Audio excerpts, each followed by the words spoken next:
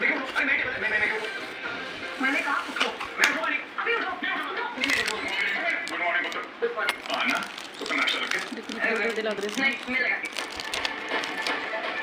छेती ला और मेरा न्यूज़पेपर कहाँ है? पापा जी वो आपका न्यूज़पेपर वहाँ है वो ओके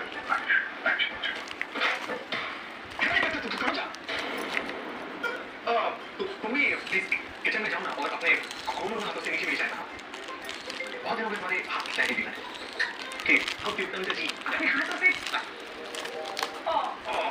ओके क्यूट